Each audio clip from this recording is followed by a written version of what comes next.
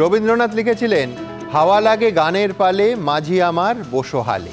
26-এ ভোটের দিকে নজর রেখে এখন অবশ্য গানের পালে টালে নয়, রাজনীতির পালেই হাওয়া ধরতে একেবারে উঠে পড়ে লেগেছে রাজনৈতিক দলগুলো। এই সমস্ত কিছু নিয়ে প্রথম প্রশ্ন।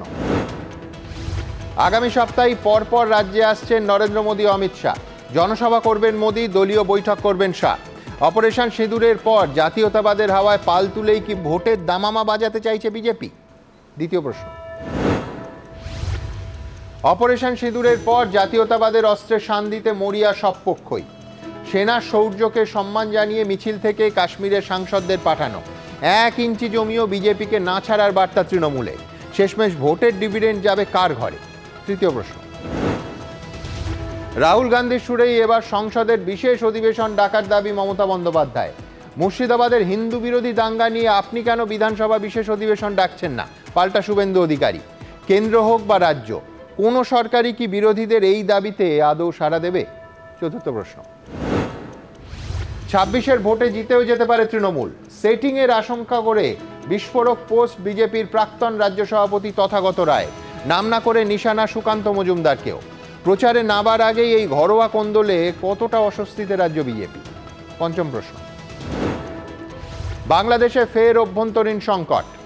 অবিলম্বে ভোট চেয়ে চাপ বাড়াচ্ছে সেনা। অন্তর্বর্তী সরকার থেকে সমর্থন প্রত্যাহারের হুঁশিয়ারি বিএনপির। সাঁড়াশি চাপের মুখে পড়া ইউনূসের পদত্যাগ তাহলে কি শুধু সময়ের অপেক্ষা? ষষ্ঠ প্রশ্ন। চাকরিহারাদের বিরুদ্ধে কড়া পদক্ষেপ নয়, ধীরে চলুক পুলিশ। বিকাশ ভবন থেকে ধর্ণা মঞ্চ সরানোর নির্দেশ দিয়ে বলল কলকাতা হাইকোর্ট। অন্যদিকে সুপ্রিম কোর্টে খারিজ অযোগ্যদের জোড়া মামলা। অযোগ্যদের প্রতি সুপ্রিম কোর্টের কঠোর মনোভাবের পর রাজ্যের রিভিউ পিটিশনে যোগ্যরা কি পেতে পারেন সুরাহা? তবে শুরুতেই দেখাবো, আগামী সপ্তাহেই পরপর পশ্চিমবঙ্গ সফরে আসছেন প্রধানমন্ত্রী ও কেন্দ্রীয় স্বরাষ্ট্রমন্ত্রী। দেখুন। বছর ঘুরলেই বিধানসভা নির্বাচন। ধীরে ধীরে তেতে উঠতে শুরু করেছে রাজ্য রাজনীতি। আর এই আবহেই বৃহস্পতিবার অর্থাৎ 29শে মে রাজ্যে আসছেন নরেন্দ্র মোদী। আর দুদিন পর 31শে মে কলকাতায় আসছেন অমিত শাহ। অর্থাৎ বিজেপির 2 শীর্ষ নেতার পরপর পশ্চিমবঙ্গ সফর। নজরে কি বঙ্গ বিধানসভা ভোট? এখন থেকেই কি সুর বেঁধে দিতে আসছেন বিজেপির 2 মহারথী? বৃহস্পতিবার আলিপুরদুয়ারে আসছেন প্রধানমন্ত্রী। সূত্রের খবর, প্রশাসনিক বৈঠক ও রাজনৈতিক সভা করবেন তিনি।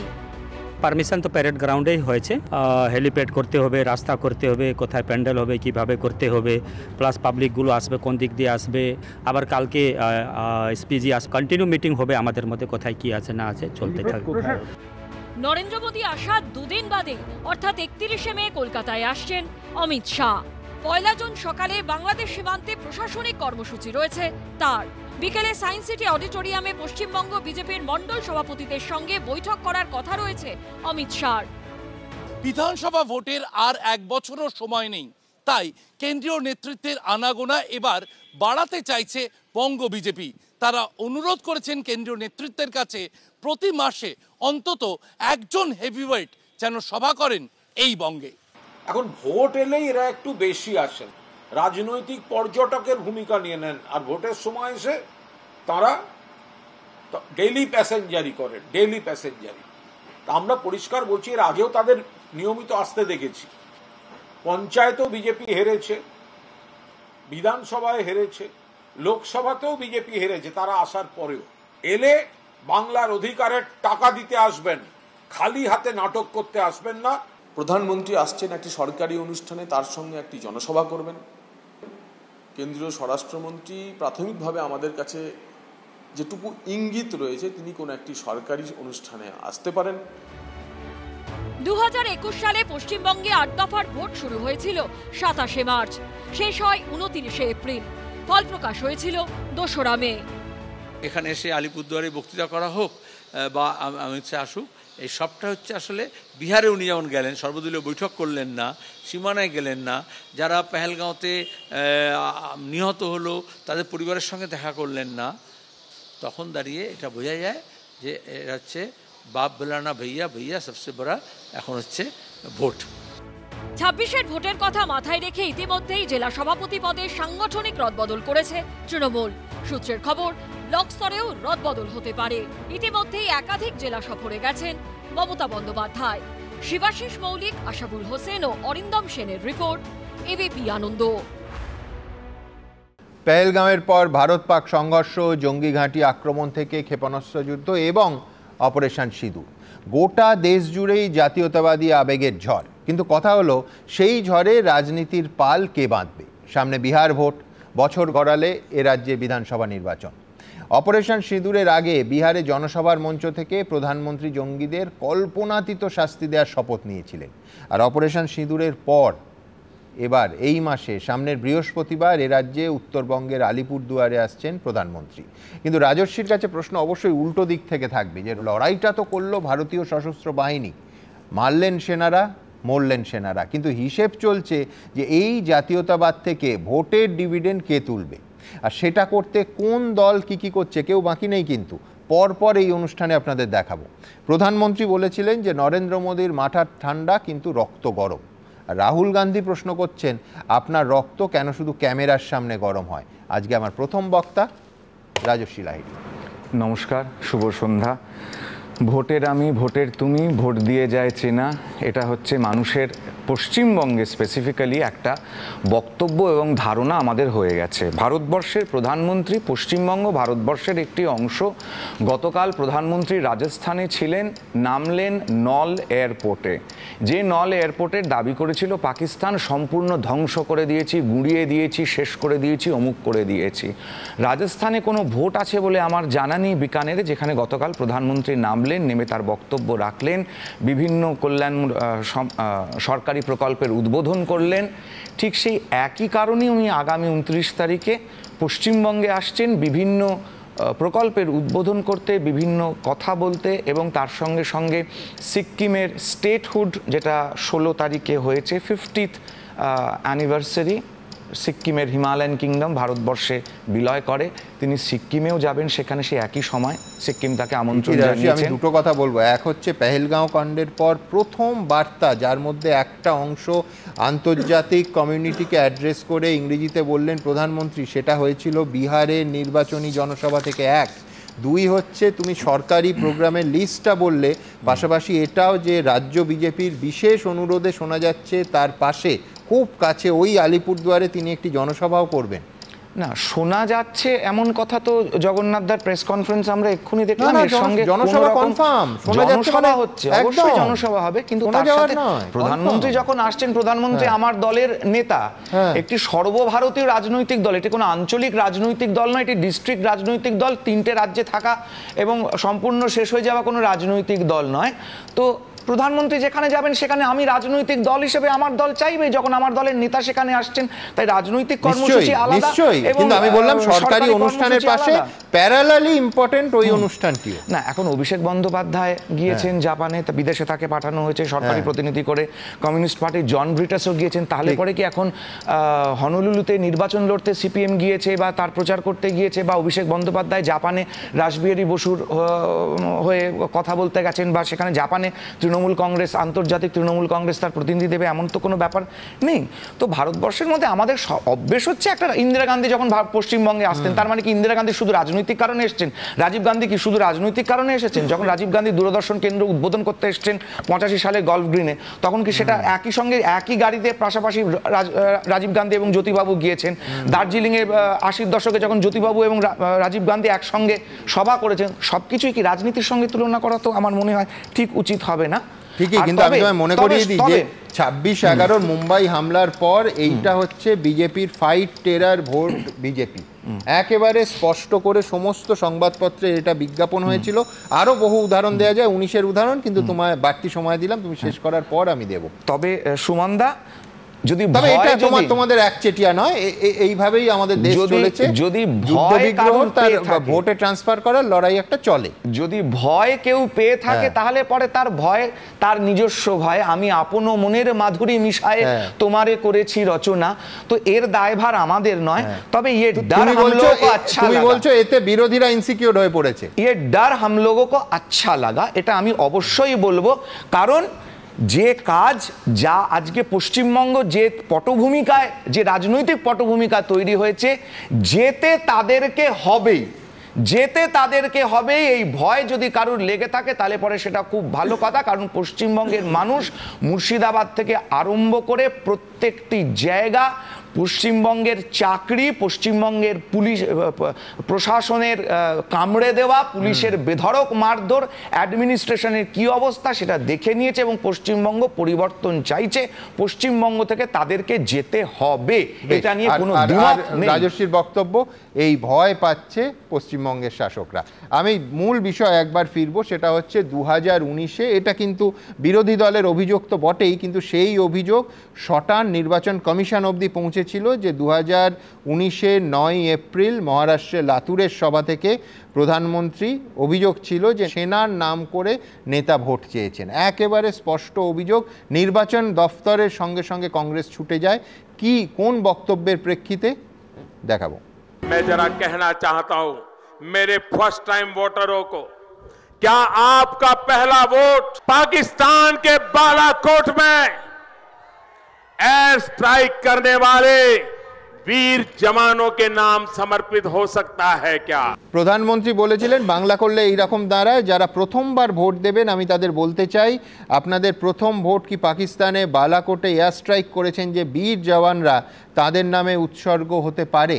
আমি বলছি ঠিক এই বক্তব্য নিয়ে কংগ্রেস এবং অন্যান্য বিরোধীরা ওই 2019-এ আপনাদের মনে থাকবে বালাকোট এয়ার স্ট্রাইকের পর নির্বাচন কমিশনে চলে গেলেন যে এতে নির্বাচনী বিধিভঙ্গ হয়েছে। একদম কাট টু 13ই মে, যেখানে আদমপুর এয়ারবেসে পাকিস্তানকে কড়া বার্তা দিলেন প্রধানমন্ত্রী নরেন্দ্র মোদী। অমিত মালবিয়া তিনি লিখলেন, অপারেশন সিঁদুর শুধু একটা নিয়মিত সামরিক অভিযান নয়, এটা ভারতের নীতি, অভিপ্রায় এবং সিদ্ধান্ত গ্রহণের ক্ষমতার মিশেল।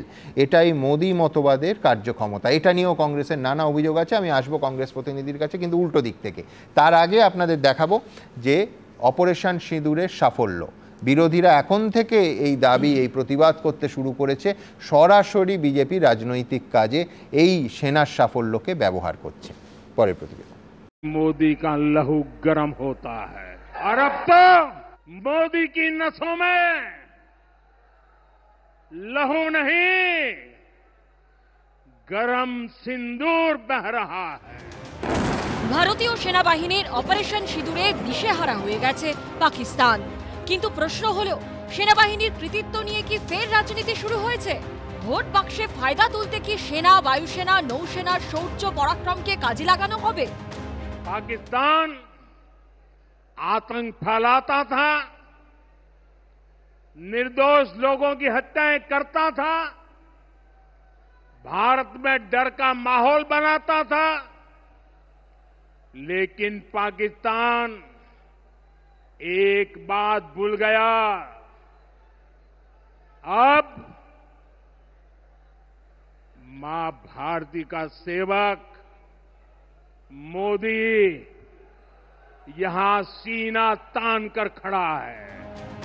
শুক্রবার সন্ত্রাসবাদের বিরুদ্ধে লড়াইয়ের কৃতিত্ব মোদীকেই দিয়েছেন তার ডেপুটি অমিত শাহ। 2014 में नरेंद्र मोदी जी प्रधानमंत्री बने, भारतीय जनता पार्टी के नेतृत्व वाली सरकार बनी और सबसे पहला बड़ा हमला उरी में हमारे जवानों पर किया, उनको जिंदा जला देने की हिमाकत की और हमने सर्जिकल स्ट्राइक कर पहली बार आतंकी ठिकानों में घुसकर आतंकवादियों को जवाब देने का काम उरी के बाद तुरंत किया। पुलवामा में हमला हुआ, फिर से एक बार हमने आतंकी अड्डों को उड़ाने का काम किया। বিরোধীদের অভিযোগ, উরি, পুলওয়ামা হোক কিংবা পেহেলগাঁও, প্রতিটি ক্ষেত্রে সেনা কিংবা সাধারণ মানুষকে হত্যা করেছে জঙ্গিরা। তারপর সেনাবাহিনী প্রাণের ঝুঁকি নিয়ে পাল্টা আঘাত করেছে। আর প্রতিবার সেনার এই পরাক্রম ও বলিদানকে হাতিয়ার করে ভোটে ফায়দা তুলেছেন কিংবা তোলার চেষ্টা করছেন নরেন্দ্র মোদী। যদিও এই অভিযোগ খারিজ করে দিয়েছে বিজেপি। বিজেপি পার্টি যেহেতু তারা সরকারে, তারা বরাবর এই কাজটাই করে। যখন উরির ঘটনা হয়েছিল, সার্জিক্যাল স্ট্রাইক, এই বাহাদুরি তারা নেবার চেষ্টা করেছে। বালাকেটেও একই ধরনের কৃতিত্ব নেওয়ার চেষ্টা করেছে, আবার অপারেশন সিন্দুরও নেবে। এটা কৃতিত্বের যুদ্ধ, ওয়ার অফ ক্রেডিট। ভারত সরকার যা করছেন, দেশের প্রধানমন্ত্রী যা করছেন, দেশ ঐক্যবদ্ধ, দেশ প্রধানমন্ত্রীর সঙ্গে আছে, সরকারের সঙ্গে আছে, আস্থা আছে প্রধানমন্ত্রীর প্রতি যে পাকিস্তান তার যোগ্য উত্তর পাবে, কোনো আক্রমণ বিনা প্রত্যুত্তরে ফিরে যাবে না। সেনাবাহিনীর অপারেশন সিঁদুর প্রসঙ্গে বলতে গিয়ে সম্প্রতি বিতর্কিত মন্তব্য করেন বিজেপি শাসিত মধ্যপ্রদেশের উপমুখ্যমন্ত্রী। यशस्वी प्रधानमंत्री जी को हम धन्यवाद देना चाहेंगे और पूरा देश की वो सेना, वो सैनिक उनके चरणों में नतमस्तक है। ট্রেনের টিকিটে অপারেশন সিঁদুরের সাফল্য প্রচারে তুলে ধরা হয়েছে নরেন্দ্র মোদীর মুখ। সেখানে দেখা যাচ্ছে অপারেশন সিঁদুরের লোগোর পাশে প্রধানমন্ত্রীর স্যালুট করা ছবি। পাশে লেখা রয়েছে অপারেশন সিঁদুর সন্ত্রাসের বিরুদ্ধে লড়াইয়ে নতুন দাগ কেটে দিয়েছে, এক নতুন ধারা নিউ নরমাল ঠিক করে দিয়েছে। অপারেশন সিঁদুর নিয়ে উনি যেগুলো বলছেন যে আমার শিরায় শিরায় গরম সিঁদুর ফুটছে, ভারতীয় ভাষারই অপব্যবহার। আমরা কখনো বলি না যে আমার শিরায় সিঁদুর ফুটছে, আমরা বলি যে আমাদের রক্ত গরম হচ্ছে। সুতরাং ওর এই বক্তব্যগুলো অরাজনৈতিক বাতুলতা। সব মিলিয়ে ফের একবার সেনাবাহিনীর কৃতিত্বকে ঘিরে রাজনীতি করার অভিযোগে চরমে তরজা। বিজেন্দ্র সিংহ, শিবাশিস মৌলিক ও কৃষ্ণেন্দু অধিকারীর রিপোর্ট, এবিপি আনন্দ। দেখুন, অধীর রঞ্জন চৌধুরী বলছেন কৃতিত্বের যুদ্ধ, কিন্তু এই কৃতিত্বের যুদ্ধে বিজেপিকে 1 ইঞ্চি জমিও ছাড়তে নারাজ তৃণমূল, একেবারে জায়গা ছাড়তে নারাজ রাজ্যের শাসক দল। পরপর বলি, গত শনিবার থেকে ব্লকে ব্লকে ভারতীয় জওয়ানদের জন্য শ্রদ্ধা জ্ঞাপন। 2, রাজ্য স্তরের নেতানেত্রী, রাজ্যের বহু মন্ত্রীর একেবারে তেরঙ্গা পোশাক পরে তেরঙ্গা নিয়ে জেলায় জেলায় পদযাত্রা। 3, কাশ্মীরে 5 সাংসদের টিম পাঠানো। 4 নম্বরে আসি, 4, ভারত সরকারের সর্বদলীয় টিমে সামিল হলেন না সুদীপ বন্দ্যোপাধ্যায় নন, ইউসুফ পাঠান নন, স্বয়ং অভিষেক বন্দ্যোপাধ্যায়। 5, জাতীয় পতাকার ছবি দিয়ে মমতা বন্দ্যোপাধ্যায় আজকে স্পষ্ট দাবি তুলেছেন যে সংসদের বিশেষ অধিবেশন ডাকতে হবে। সমীরদা আজ সাংবাদিক সম্মেলনে তার ব্যাখ্যাও দিয়েছেন। অর্থাৎ ডিভিডেন্ড তোলা বা রাজনৈতিক সুবিধে নেয়ার ক্ষেত্রে বিজেপিকে তৃণমূল 1 ইঞ্চি জমিও ছাড়ছে না। এটা বললে সমীরদা কত জোরে প্রতিবাদ করেন এবার দেখব। ধন্যবাদ সুমনবাবু। আমি যে কোথা থেকে শুরু করব আর কোথায় শেষ করব, এত পয়েন্ট। যুদ্ধ এখনো অনেক বাকি, ভোটও অনেক বাকি। আমি শুধু একটাই অনুরোধ করব, আজকে মমতা বন্দ্যোপাধ্যায় যে টুইটটি করেছে একদম তাতে কিন্তু তিনি বলেছেন সরকারের পাশে আছেন, আজও বলছেন। যখন থেকে পেহেলগাঁও আক্রমণ শুরু হয়েছে সেদিন থেকে আজ পর্যন্ত তৃণমূল পার্টির কিন্তু স্ট্যান্ড একটাই, এবং তিনি সাফল্য কামনা করেছেন যে 51 জন এমপি সাংসদ 7টা টিমে বিভক্ত হয়ে সারা পৃথিবী ঘুরছেন, তারা ফিরে আসার পর অবিলম্বে লোকসভার অধিবেশন ডাকা উচিত, স্পেশাল সেশন। উত্তর দিতে ভয়টা কিসের? প্রশ্নের সম্মুখীন হব না। কেউ যদি সঠিক প্রশ্ন করে সে দেশদ্রোহী, কেউ যদি সঠিক কথা তোলেন সঙ্গে সঙ্গে হচ্ছে পাকিস্তানের গুপ্তচর বা পাকিস্তানের দালাল। এক কথায় সমীরদা, এইটা ভেবে এই আফটার থটের জন্যই কি আজকে ঠিক অনেক বিজেপির রাজ্যের মুখ্যমন্ত্রী, অনেক সাংসদকে যেরকম দেখছি যে তেরঙ্গার সমেত তাদের বক্তব্য রাখতে, আজকে মমতা বন্দ্যোপাধ্যায় ঠিক যে এক্স হ্যান্ডেলের পোস্টার কথা সমীরদা বলছেন, একেবারে সেই পোস্টটা করেছেন জাতীয় পতাকা সহ।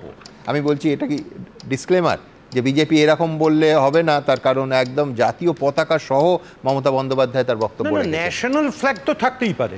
ভারত পাকিস্তান ক্রিকেট খেলা হলে রাস্তায় লোকে ন্যাশনাল ফ্ল্যাগ নিয়ে বেরোয় না? হ্যাঁ, নিশ্চয়ই। আমাদের জাতীয় পতাকা। হ্যাঁ, আমার বক্তব্যটা অন্য জায়গায়। আমার বক্তব্য হচ্ছে, আমি যে বলছি না কোনটা বলবো কোনটা বলবো না বুঝে উঠতে পারছি না। প্রধানমন্ত্রীর কাছে কোনটা প্রায়োরিটি?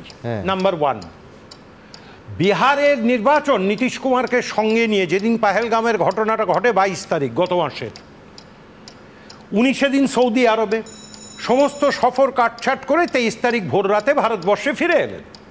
23 তারিখ মিটিং করলেন। 24 তারিখে 23 তারিখেই ঘোষণাটা হলো রাজনাথ সিংকে দিয়ে, খুব সম্ভবত আমার যতদূর মনে পড়ছে, যে all party meeting in parliament উনি ডাকালেন এমপিদের। দেখা গেল আশ্চর্যজনকভাবে দেশের প্রধানমন্ত্রী নেই। তিনি কোথায়? নীতিশ কুমারকে পাশে নিয়ে হাসি ঠাট্টা করছেন। বিহারে নির্বাচনটা প্রায়োরিটি। ভারতবর্ষ জাহান্নামে যাক, 48 ঘন্টা হয়নি পাহেলগামের ঘটনা। 22 তারিখে পাহেলগামের ঘটনা, 24 তারিখে পাটনার ময়দানে, মানে ওই বিহারের ময়দানে, খুব সম্ভবত মধুবন, কেন ভোট আসছে নভেম্বরে বিহারে। সুতরাং দেশ জাহান্নামে যাক, ভোটটা আগে। নইলে শোভনবাবু আপনি আমাকে বলুন, একজন 75 বছরের মানুষ দেশের প্রধানমন্ত্রী, সে আমারও প্রধানমন্ত্রী, আমি তো ভারতবর্ষের নাগরিক। একটা ছবি দেখছি সব জায়গায় ছড়িয়ে দেওয়া হয়েছে বিজেপির আইটি সেলের তরফ থেকে, এয়ারফোর্সের ক্যাপ্টেনের মতো, হাতে হেলমেট এবং আর্মির পোশাকে তিনি কোথায় যাচ্ছেন ভগবান জানে, সেই ছবিতে ছবিতে ছয়লা। কেন ওই ছবিটা সরিয়ে দিয়ে 3 আর্মি প্রধানের, সেনা, স্থলবাহিনী এবং বায়ুসেনা, তাদের ছবি থাকবে না? আমার প্রশ্ন এক, কৃতিত্ব যদি হয়ে থাকে যে ভারতবর্ষের বীর সেনা জওয়ান, কৃতিত্ব তাদের যারা জীবনকে বাজি রেখে রণাঙ্গনে যায়, তারা ফিরতে পারবে কিনা, পরিবারকে কোনোদিন দেখতে পাবে কিনা জানে না, কৃতিত্ব তাদের। বেশ, এটাকে রাজনীতিকরণ করবেন না। তার কারণে একটা প্রশ্ন সুমনবাবু, আমি আজকেও বিকেলে প্রেস কনফারেন্সে বাধ্য হয়েছি বলতে, যে সেটা হচ্ছে যে ওই 24 তারিখের যে মিটিংটা দিল্লিতে হলো, অল পার্টি মিটিং এর ব্রিফ করলেন বেরিয়ে কে? কিরণ রিজিজু মন্ত্রী। কি বললেন? ইন্টেলিজেন্স মে চুক হুয়া বলেছিলেন না বলেননি? এবার মজার কথাটা সুমনবাবু আমি আপনাকে বলি, ইন্টেলিজেন্সের চিফকে, আইবি চিফ, 3 দিন আগে আইবি চিফকে 1 বছরের জন্য এক্সটেনশন দেওয়া হয়েছে, খবরটা নিন, আমি অন রেকর্ড অন ক্যামেরা বলছি। তাহলে কিরণ রিজিজু বা মন্ত্রিসভা যেটা মনে করছেন চুক হয়েছে, সেটা আমরাও জানি, পেহেলগামের ঘটনা। আজ 1 মাস 1 দিন হয়ে গেল, 4 জন জঙ্গি তো কেউ ধরাও পড়লো না, মারাও গেল না, তাহলে চুক তো হয়েছে। তাহলে সেই লোকটা তিরস্কারের জায়গায় পুরস্কৃত হলেন কেন? এই প্রশ্নগুলো তো আসবে। উনি তো লোকসভাটা ডাকবেন না এই কারণে। আমি শুধু একটাই তৃণমূল কংগ্রেসের কাছ থেকে আবেদন করব, ছোট্ট কৌতূহলের প্রশ্ন থাকবে সমিতদা, যে মুর্শিদাবাদে এত বড় ঘটনা হলো, যে আইবি ফেল করলো এবং যে ফেলিয়ার নিয়ে সংশয়ের কোনো জায়গা নেই, কজন আইবি অফিসারকে এর জন্য শাস্তি দেওয়া হয়েছে বা ট্রান্সফার করা হয়েছে? এখানে আপনাকে বলি, বর্ডার পেরিয়ে যে আসবে প্রথম দায়িত্বটা হচ্ছে বর্ডার সিকিউরিটি ফোর্স। তো বর্ডার সিকিউরিটি ফোর্স তো কেন্দ্রীয় গৃহ মন্ত্রণালয়ের হাতে। কেন্দ্রীয় মুর্শিদাবাদের সঙ্গে বর্ডার পেরোনোর কোনো সম্পর্ক নেই। মানে মুর্শিদাবাদে তো আপনার পুলিশের রিপোর্ট বলেছে যে বাড়ির 200 মিটারের মধ্যে যারা দাঙ্গা করেছে তারা আক্রান্তদের, ভিকটিমদের বাড়ি 200 থেকে 400 মিটারের মধ্যে থাকে। আমি তো বলছি এর পেছনে বিজেপির চক্রান্ত রয়েছে, তারা তো দাঙ্গাটা লাগাতে চায়। আচ্ছা, কোনো সরকার সেটা বলতেই পারে, কিন্তু আমি বলছি সেটা রোখার হতেই পারে, আমি বলছি সেটা রোখা, সেই চক্রান্ত ব্যর্থ করার দায়িত্ব চিত্র আইবি এবং ইন্টেলিজেন্স ডিপার্টমেন্টের, তাদের ব্যর্থতা তদন্ত হচ্ছে, নিশ্চয়ই হবে, নিশ্চয়ই হবে, কিন্তু কাউকে প্রমোশন দেওয়া হয়নি বা এক্সটেনশন দিয়ে দেওয়া হয়নি। সেই অফিসার 300 জন অ্যারেস্ট করেছেন, কজন বাংলাদেশি আছে, কজন সীমান্তর পার হয়ে আসা লোক আছে। এই জায়গায় দাঁড়িয়ে তৃণমূল কংগ্রেস দায়িত্বহীন ভাষায় বলছে, দয়া করে এটাকে ভোটের রাজনীতিতে নিয়ে যাবেন না। তৃণমূল কংগ্রেস কিন্তু ভোটের রাজনীতি করছে না, যখন দরকার হবে করবে, কিন্তু এই ইস্যুতে নয়। এবং দয়া করে বিজেপি ভারতবর্ষের ক্ষমতায় আছে, একটু কখনো কখনো ম্যাচিউরিটি দেখাও। তার কারণ হচ্ছে সংকীর্ণ ভোটের রাজনীতি করতে গিয়ে দেশ জলাঞ্জলি যাবে, এটা হতে পারে না। তবে আমি একটা ক্রস রেফারেন্স দিয়ে আমি রাজস্বীর কাছে যাব, যে এই পাইলটের ছবিতে নরেন্দ্র মোদী বিমান যাত্রার একটি ছবি ব্যবহার করা হচ্ছে, এটাতে কংগ্রেস আজ প্রেস কনফারেন্স করে সমিতদার সুরেই আপত্তি করেছে এবং তারা সোশ্যাল মিডিয়া ভাইরাল করার চেষ্টা করছে যে রাজীব গান্ধীর ছবি দিয়ে আসলি পাইলট নকলি পাইলট। আমি সেই দিকে যাব না, কিন্তু উত্তর দেবো রাজস্বীর কাছে। 3 মাস ধরে চক্রান্ত চলেছে, এটা পশ্চিমবঙ্গ পুলিশ এবং মমতা বন্দ্যোপাধ্যায় দাঁড়িয়ে বলেছেন মুর্শিদাবাদে এতটাই অপদার্থ এদের ইন্টেলিজেন্স যে ধরতে পারেনি নাকি 3 মাস চক্রান্ত। ভালো হচ্ছে ভারতবর্ষের ইন্টেলিজেন্স বলিনি, আপনার সময় তো বলিনি, আপনার সময় তো বলিনি, জবাবটা দিন। আরে জবাবটা আপনি দিন আগে, জবাবটা তো দিচ্ছি আপনাকে, জবাবটা আপনাকে দিচ্ছি। শুনুন, সন্ত্রাসবাদীরা কোথায়, পাহেলগাঁওর সন্ত্রাসবাদীরা কোথায়? 7 মে এবিপির কনক্লেভে দাঁড়িয়ে যখন প্রধানমন্ত্রী বক্তব্যটি রাখছিলেন, হেসেছিলেন, হাসি মজকরা করেছিলেন, তখন এখানে উপস্থিত অনেক কেউ আমরা বুঝতে পেরেছিলাম যে সেই রাত্রে যে সিঁদুরদান হয়ে যাবে আর তারপরে যাদের বাবা পাকিস্তান তারা কান্নাকাটি আরম্ভ করে দেবে। সেটা তো বুঝতে পারিনি। তো আজকে কান্নাকাটিটা আরম্ভ হয়ে গেছে। এখানে প্রসঙ্গ আমাকে টেনে আনতেই হয়েছে ৭১, কারণ তৃণমূল কংগ্রেসের গর্বজাত। ৭১ যুদ্ধে যদি দাঁড়িয়ে থাকা ইন্দিরা গান্ধীর কৃতিত্ব হতে পারে, তাহলে অপারেশন সিঁদুরের যদি প্রধানমন্ত্রী যদি কোনো কৃতিত্ব দাবি করে তাহলে সেটা চলবে না। এবার আমি বলছি কেন কৃতিত্ব, যদিও আমরা একবারের জন্য বলিনি সম্পূর্ণ সেনাবাহিনীর কৃতিত্ব। আমাদের কৃতিত্বটা কোথায়? আমরা সেনাবাহিনীকে যে সশক্তিকরণ করেছি এটা ভারতবর্ষের কোন সরকার করেনি। যে কোনো ডিফেন্স পার্সোনালকে S-400 থেকে আরম্ভ করে আকাশ মিসাইল সিস্টেমস থেকে আরম্ভ করে যে low level air defence systems, drone jamming, এই প্রত্যেকটা ডিফেন্স সিস্টেম থেকে আরম্ভ করে, আমি একবার বলুন তো স্যাম মানিকশর নাম একবারের জন্য কেউ উচ্চারণ করে ৭১ যুদ্ধের জন্য? এই মুহূর্তে সমস্ত লড়াই থেমে যাবে। বলুক আজকে দাঁড়িয়ে যে ৭১ একমাত্র ন্যাশনাল হিরো হচ্ছেন জেনারেল স্যাম মানিকশর, যার পেনশন বন্ধ করে দেওয়া হয়েছিল যখন মমতা ব্যানার্জি সেই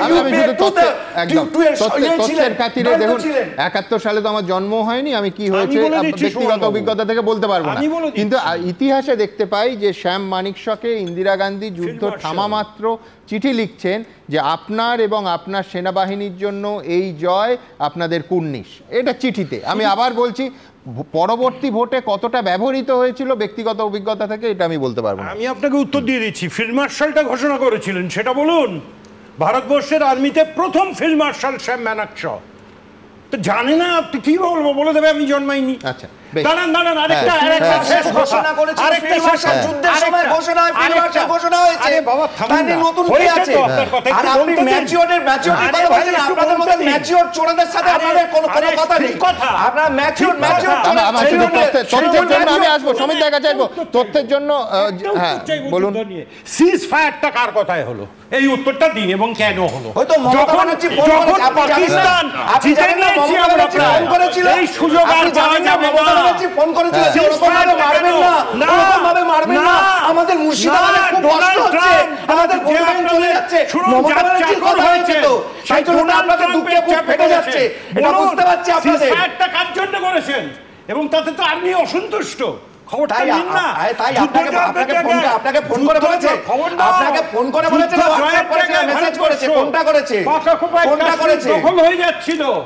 আর তুমি আজকে রাজস্থান, কালকে আলিপুরদুয়ার। বেশ, আমি এইখান থেকে নিঃসন্দেহে আমার পরের প্রতিবেদন সেটা হচ্ছে যে এই এতক্ষণ ধরে যেটা দেখলেন বিজেপি এবং তৃণমূলের লড়াইটা রাজ্য স্তরে এই অপারেশন সিঁদুরকে নিয়ে এটা খুব তীব্র। নিঃসন্দেহে সেই লড়াইয়ে তৃণমূলের দিক থেকে কি পাল্টা জবাব, বিজেপির কি পাল্টা জবাব আপনাদের সামনে পরের প্রতিবেদনে রাখবো এবং ফিরে আসার পরে বলবো যে এতক্ষণ ইন্টারনেটে ঠিক কী দেখছিলাম সেটা অ্যাবসলিউটলি তথ্যের খাতিরে সেটাও আপনাদের সামনে সমানভাবে রাখবো। আগে প্রতিবেদন।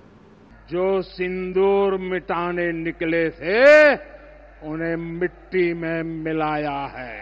हमारे प्रधानमंत्री जी ने उनको कहा था, बिहार से कहा था कि इसका उचित जवाब दिया जाएगा। নরেন্দ্র মোদি থেকে অমিত শাহ, সবার মুখেই এখন শুধু অপারেশন সিঁদুর। বিরোধীরা দাবি করছে পুরনো কৌশল হিসেবে ফের একবার জাতীয়তাবাদকে রাজনৈতিক হাতিয়ার হিসেবে ব্যবহার করতে শুরু করে দিয়েছে বিজেপি। তার কারণ এবছরে বিহারে বিধানসভা নির্বাচন, পরের বছর পশ্চিমবঙ্গ, অসম, কেরল, তামিলনাড়ু ও পুদুচেরিতে ভোট আছে। কিন্তু বাস্তবটা হলো জাতীয়তাবাদের এই জমিতে বিজেপিকে একা চাষ করতে দিতে নারাজ বিরোধীরাও। অপারেশন সিঁদুরের পর বিজেপি যখন তেরঙ্গা যাত্রা বার করেছে, তখনই ভারতীয় সেনাবাহিনীকে সম্মান জানাতে ব্লকে ব্লকে পাল্টা কর্মসূচি করেছে তৃণমূল।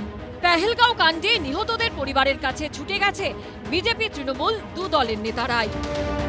পাকিস্তানের গোলাবর্ষণে সীমান্ত লাগোয়া রাজৌরি, পুঞ্চের যে গ্রামগুলো ক্ষতিগ্রস্ত হয়েছিল সেখানে পৌঁছে গেছে তৃণমূলের প্রতিনিধি দল। আমরা এসেছি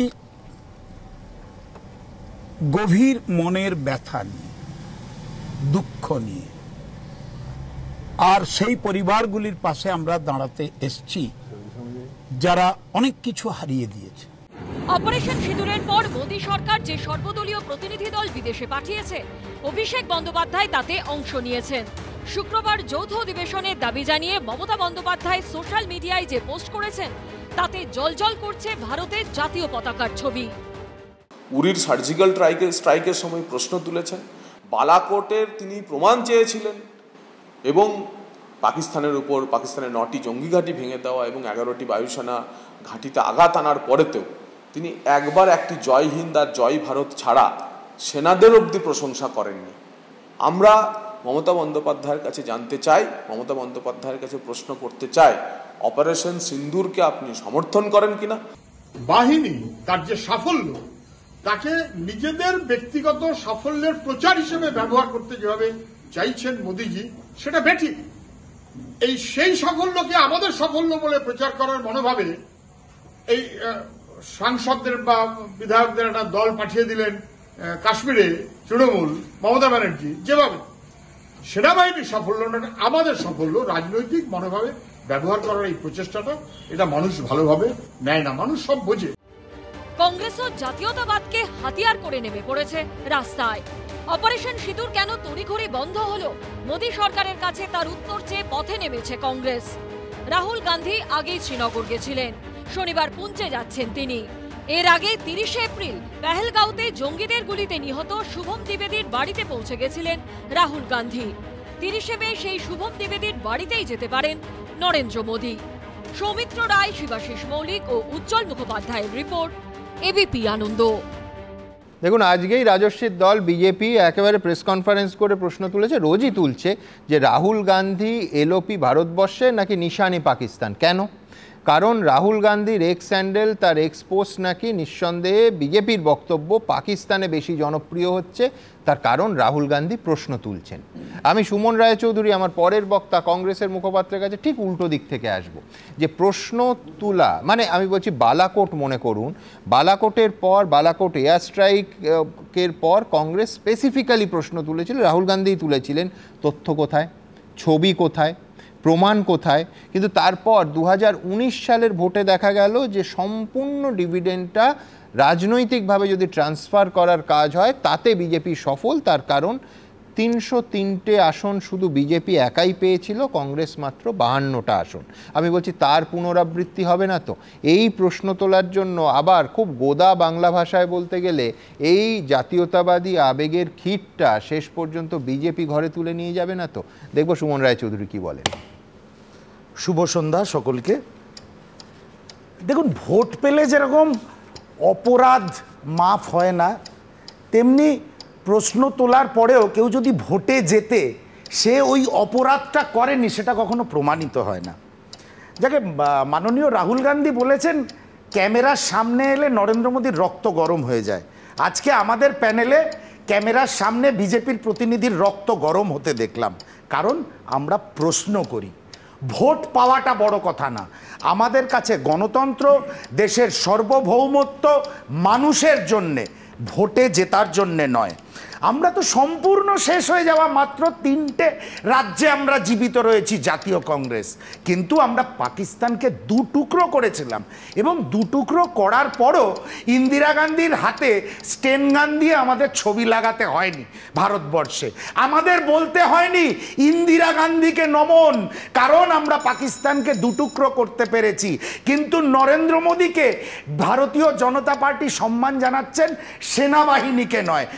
নরেন্দ্র মোদীকে নমন করছেন, তারা শ্রদ্ধা জানাচ্ছেন, সেনাবাহিনীর কোনো অস্তিত্বই তারা স্বীকার করেন না। 1, 2 নম্বর হচ্ছে প্রশ্ন করলে অসুবিধাটা কোথায়? আমরা তো প্রশ্ন করছি, বাকায়দা প্রশ্ন করছি। বিদেশ মন্ত্রী এস জয়শঙ্কর বলেছে, আমরা আগের দিন পাকিস্তানকে জানিয়েছিলাম নন সিভিলিয়ান এরিয়াগুলোতে আমরা আক্রমণ করব, যেখানে জঙ্গিদের অস্তিত্ব আছে আমরা সেখানে আক্রমণ করব। ভারতবর্ষের যুদ্ধের ইতিহাসে সুমনদা কোথায় আপনি শুনেছেন শত্রুকে জানিয়ে আক্রমণ করা হয়? কি অভিসন্ধি রয়েছে এই ভারত সরকারের সঙ্গে পাকিস্তানের শাসক দলের বা যারা রুলিং ফ্র্যাটার্নিটি রয়েছে? কি রয়েছে, কি আন্ডারস্ট্যান্ডিং রয়েছে, এটা আমরা জানতে চাই। এখানেও সেটিং এর গন্ধ পাচ্ছ? সেটিং এর গন্ধ না, ভীতির গন্ধ। সবাই ইন্দিরা গান্ধী হতে পারে না।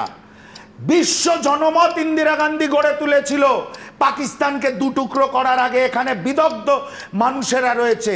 যেখানে 7ম নৌবহর পাঠিয়ে দিল আমেরিকা, সেখানে ইন্দিরা গান্ধী একা মাথা উঁচু করে বাকি বিশ্বকে সঙ্গে নিয়ে লড়াই করে পাকিস্তানকে 2 টুকরো করেছিল। কেন তৃতীয় রাষ্ট্রের একজন সরকার প্রধান ভারতবর্ষের এর সঙ্গে তার প্রতিবেশী দেশের কোনো সামরিক সিদ্ধান্তের ঘোষণা করবে? এই প্রশ্ন তোলা কি অপরাধ? এই প্রশ্ন তোলা কি অপরাধ? কতগুলো জেট ফাইটার বিমান আমরা হারিয়েছি, ক্ষয়ক্ষতি কত হয়েছে, এগুলো তোলা অপরাধ? তাহলে জাতীয় কংগ্রেস, রাহুল গান্ধী পাকিস্তানপন্থী, আর ওরা বিরাট রাষ্ট্রভক্ত, লুকিয়ে চুরিয়ে বিভিন্ন পদ্ধতিতে শুধু ভোট জেতার জন্যে ওরা সারা, শুধু জাতীয় কংগ্রেস কেন, অনেক বিরোধী দলকে ওরা রাষ্ট্রদ্রোহিতা, দেশ বিরোধিতার তকমা দেয়। ঠিকই সুমন, কিন্তু আমার একটা কথা বলুন, যেটা হচ্ছে যে জানিয়েও মাসুদ আজহারের পরিবারের 10 জন মারা গেল, লস্করে তৈবা এবং জৈশে মোহাম্মদের হেডকোয়ার্টার্স ধ্বংস হলো। আমি বলছি যে তার মানেটা কি বুঝবো, যে যদি জানিয়ে গট আপ সেটিং করে হয় তাহলে এটা তো সম্ভব হতো না। মানে আমি তোমারই ব্যাখ্যা চাইছি। না না, গট আপ সেটিংটা আমি সেই ভাষা একবারও ব্যবহার করব না। দেশ এবং সরকারের সঙ্গে আজও বলছি, এত কিছু বলার পরও জাতীয় কংগ্রেস রয়েছে, কিন্তু যতদূর আমরা বুঝি, যতদূর সাধারণ মানুষ একজন রাজনৈতিক কর্মী হিসাবে বুঝি, আমরা কোনোদিন শুনিনি পৃথিবীর কোনো ইতিহাসে কোনো প্রতিরক্ষা মন্ত্রী, বিদেশ মন্ত্রী বলেননি আমি অমুক দেশকে আক্রমণ করতে যাচ্ছি, সেই দেশকে কিন্তু আমি আগে জানিয়ে দিলাম যে সিভিলিয়ান টার্গেটস নয়, নন সিভিলিয়ান টার্গেটসে আমি আক্রমণ করব। দিনের পর দিন এটা রাজনীতি হচ্ছে বিদেশমন্ত্রীর বক্তব্যকে নিয়ে। বালাকোট এয়ার স্ট্রাইকের আগে উড়ি, পেহেলগাম, প্রত্যেকটা ঘটনার আগে পাকিস্তানকে আমরা বলেছি তোমরা যদি তোমাদের জায়গায় টেররিস্টদেরকে না সামলাও তাহলে কিন্তু আমরা ঘরে ঢুকে তোমাদেরকে মারবো। এই স্টেটমেন্টটাকে বলা হচ্ছে যে অপারেশন, মানে 7 তারিখ রাত্রিবেলা যে অপারেশনটা হয়েছে সেটা নাকি বিদেশমন্ত্রী তার আগের দিনকে ফোন করে নাকি বলে দিয়েছিল। এত সুন্দর একটা কথা, শুনতে পাই, এটাই বক্তব্য হচ্ছে যে এটাই ন্যাশনাল মিডিয়া অবধি দেখিয়েছে। আপনি দেখেননি, আপনি তাহলে ভালো করে দেখেননি জিনিসটা যে আমরা ফোন করে জানিয়ে দিয়েছি। আর যদি এটা হয়ে থাকে তাহলে বলবো তো তাহলে ভারতবর্ষ তো একদম ঠিক কাজ করেছে, তোর বাড়িতে ঢুকে আমরা তোকে কেলাবো, বলে কেলিয়েছি, বলে পিটিয়েছি, বাপের বেটা তাই বলে পিটিয়েছি, ওদের ক্ষমতা ছিল বলতে পারিনি। এটা একটা অত্যন্ত গুরুগম্ভীর ইস্যু। এখানে পাড়ার লোকের ভাষা ব্যবহার করলে কি ভাষা ব্যবহার করতে আমার একটা অন্য ভয় আছে যে দেখুন, আমার অতিথিরা যদি এই ভাষা ব্যবহার করে, দুদিন পরে আমি বেচারা ছোট সঞ্চালক, আমার মনে হবে যে এটাই সঠিক ভাষা, আমিও মারবো না বলে এইমাত্র যে ভাষাটা ব্যবহার করলো যদি সেটা করি তাহলে আপনারা সুস্থভাবে নেবেন তো? আমি জানি না। জোকস অ্যাপার্ট, এত উত্তেজনা হয়েছে, আমার উত্তেজনা প্রশমিত করতে পরের প্রতিবেদনটা নিতে হবে, যেটা সরাসরি মানুষ যখন খুব হতাশাগ্রস্ত হয়ে যায় না তখন ভাষা সন্ত্রাসে চলে যায়। ঠিক যেমন আমি শুধু বিনয়ের সঙ্গে এই কথাটা, ঠিক যেমন তৃণমূল একদম যখন যুক্তি ফুরিয়ে যায়, ফুরিয়ে যায়। আমি বলছি যে সমীরদার এটা আমি তুলে রাখলাম আর্কাইভে, যে শাসক দলের কেউ যখন এই ভাষা সন্ত্রাস, যেটা প্রায়ই হয়, প্রায়শই, তখন নিশ্চয়ই তখন ব্যাখ্যা হিসেবে না সমস্যা, এটা নিঃসন্দেহে না এর একটা, আমি সমীরদার সঙ্গে একমত যে এর একটা সত্যি বেশ এর একটা মনস্তাত্ত্বিক ব্যাখ্যা তো সত্যি তাই, যে হতাশা থেকে কুভাষা, কুযুক্তি এর ভেতর হয়। কিন্তু আমি বলছি এইটা আমি আলাদা করে রাখলাম, এটা নিঃসন্দেহে অন্য ক্ষেত্রে আমার কাজে লাগবে। জানেন এবিপি আনন্দের আর্কাইভ অত্যন্ত স্ট্রং, এটা ভবিষ্যতে কাজে লাগবে, সেই জন্য সমীরদাকে বিশেষ করে ধন্যবাদ। কিন্তু এবার আমি যাব আমার পরের প্রতিবেদন, যেখানে আবার দেখাবো যে মমতা বন্দ্যোপাধ্যায় এর আগে কংগ্রেস দাবি করেছিল যে এখন সংসদের বিশেষ অধিবেশনের দাবি করলেন মমতা বন্দ্যোপাধ্যায়, একেবারে জাতীয় পতাকার সমেত তিনি তার এক্স হ্যান্ডেলে সেটা লিখলেন। সঙ্গে সঙ্গে বিরোধী দলনেতা বললেন যে মুর্শিদাবাদের সাম্প্রদায়িক দাঙ্গা নিয়ে কেন পশ্চিমবঙ্গ বিধানসভার বিশেষ অধিবেশন ডাকেন না মুখ্যমন্ত্রী। পাশাপাশি আপনাদের জন্য পেহেলগাঁওয়ে জঙ্গি হামলা, তার পাল্টা পাকিস্তান ও পাক অধিকৃত কাশ্মীরে ঢুকে জঙ্গি ঘাঁটি ধ্বংস করে দেওয়া। এরপর পাকিস্তানের হামলার প্রত্যাঘাতে পাকিস্তানের মধ্যভাগে একের পর এক বায়ুসেনা ঘাঁটিতে আঘাত হানা। ভারতীয় সেনাবাহিনীর পরাক্রমে সাক্ষী হয়েছে গোটা বিশ্ব। কিন্তু আমেরিকার প্রেসিডেন্ট ডোনাল্ড ট্রাম্প যেভাবে ভারত পাকিস্তানের মধ্যে যুদ্ধবিরতির ঘোষণা করে দিয়েছেন তা নিয়ে দেশ জুড়ে এখন জোরালো প্রশ্ন তুলতে শুরু করেছে বিরোধীরা।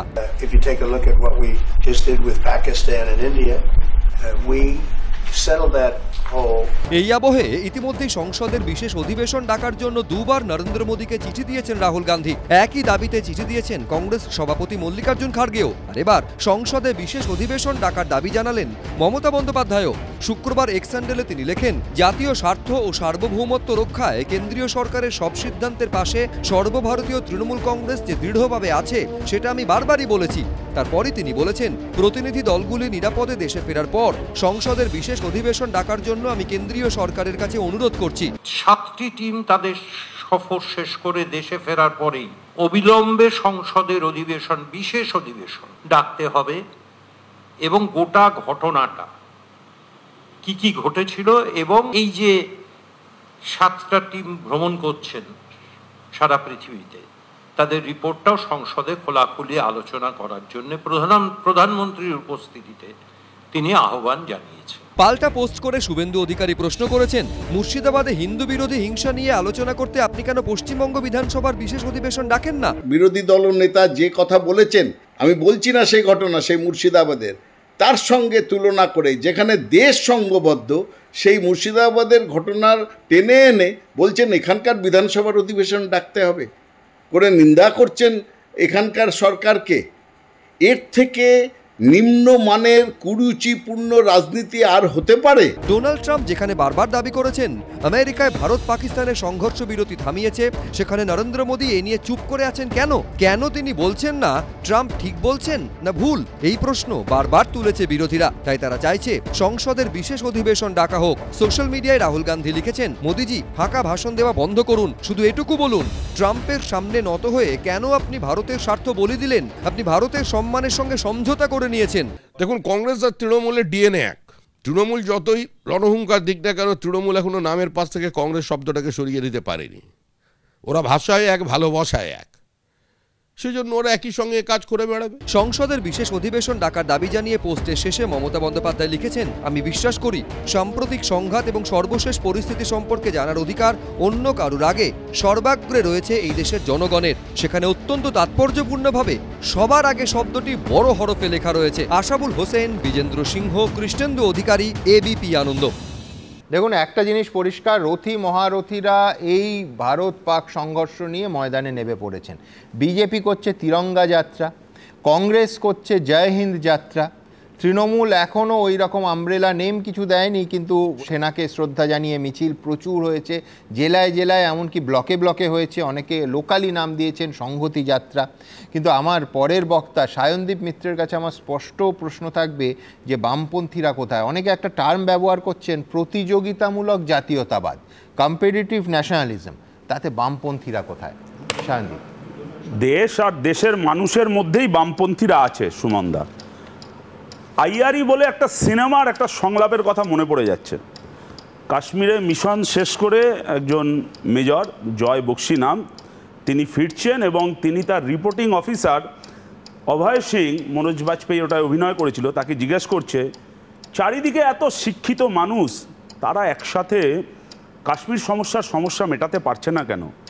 উত্তরে কর্নেল অভয় সিং বলছেন, একটা সমস্যা থাকায় অনেকের যখন অনেক লাভ হচ্ছে, তাহলে এই সমস্যাটা মিটবে কেন?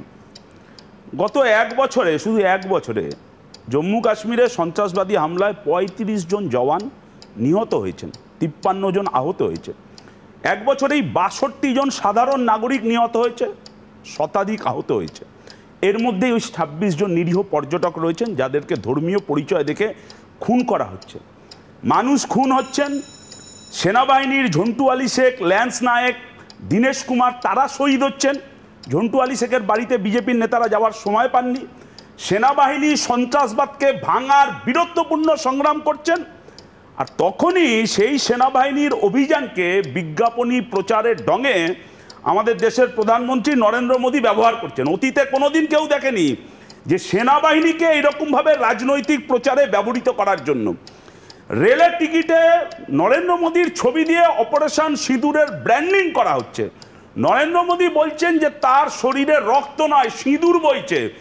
এর আগে ২০১৪ সালে এই নরেন্দ্র মোদী জাপানের ইন্ডাস্ট্রিয়ালিস্টদের সামনে বলেছিলেন যে আমার শরীরে কমার্স, ব্যবসা বইছে। এখন হয়ে গেল ওটা নাকি ওনার শরীরের রক্তে সিঁদুর বইছে। ঐক্যবদ্ধ দেশ ছিল। আমি তো দেখলাম তোমরা এটার একটা ট্যাগলাইন দিয়েছো, রাজনৈতিক আক্রমণে সিঁদুরের সওদাগর। হ্যাঁ, সে তো বটেই। তো দেখছি তো সেনাবাহিনীর এই লড়াইকে কিভাবে ব্র্যান্ডিং করছে দেখতে পাচ্ছি আমরা। দেশ ঐক্যবদ্ধ হলো, সর্বদলীয় বৈঠকে সব রাজনৈতিক দলের সর্বোচ্চ নেতারা উপস্থিত রইলেন। তখন বিহারের ভোট প্রচারে চলে গেলেন দেশের প্রধানমন্ত্রী। এমনকি এখন তৃণমূল সংসদীয় অধিবেশন ডাকার কথা বলছে, কিন্তু অন্যান্য রাজনৈতিক দল কংগ্রেস বামপন্থীরা অনেক আগে সংসদীয় অধিবেশন ডাকার কথা বলেছিলেন। তখন বিজেপি আর এনডিএ পরিচালিত রাজ্যগুলোকে নিয়ে দেশের প্রধানমন্ত্রী মিটিং করলেন। ভোটের রাজনীতি ছাড়া এটার অন্য কোনো কারণ আছে? আজকে গোটা পৃথিবী ঘুরে বেড়াচ্ছে সংসদীয় দল, তারা এই পাকিস্তানকে কিভাবে সন্ত্রাসবাদীর ঘাঁটি হিসাবে ব্যবহার করা হচ্ছে সেটা অন্যান্য দেশকে বোঝাবার জন্য। সংসদীয় দল যখন গোটা পৃথিবী ঘুরছে, তখন নরেন্দ্র মোদী আর অমিত শাহ ভারত ভ্রমণে বেরিয়েছে ভোটের প্রচার করবার জন্য।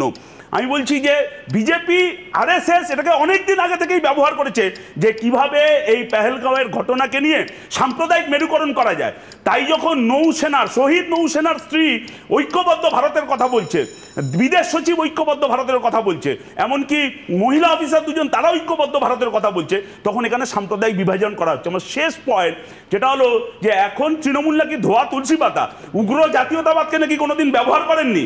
1999 সালে যখন কার্গিল যুদ্ধে আমাদের দেশের সেনাবাহিনী হানাদার জঙ্গিদের, পাকিস্তান মদতপুষ্ট জঙ্গিদের তাদেরকে পিছু হটতে বাধ্য করেছিল, তখন বিজেপি আর তৃণমূল, বিজেপি গোটা দেশ জুড়ে উগ্র জাতীয়তাবাদের হাওয়া ব্যবহার করেছিল।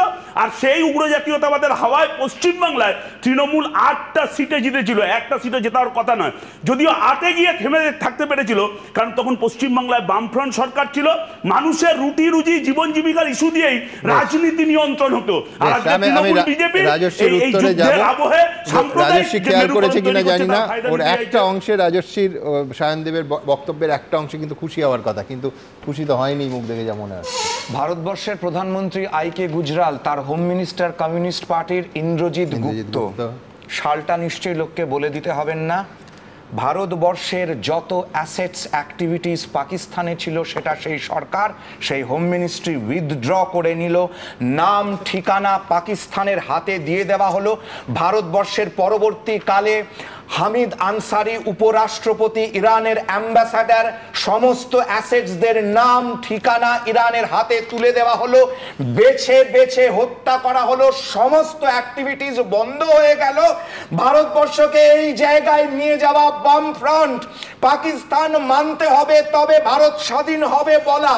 1989 থেকে কতজন মানুষ কাশ্মীরে মারা গিয়েছে তার অবধি হিসাব দেয়নি। সংসদীয় অধিবেশন অবশ্যই আমরা করব, কিন্তু সংসদীয় অধিবেশন ততক্ষণ সম্ভবপর হয় না সুমনদা যতক্ষণ একটা অপারেশন কন্টিনিউড হয়। অপারেশন সিঁদুর এখনো অবধি শেষ হয়নি, এটা প্রকাশ্যে বলা হয়েছে।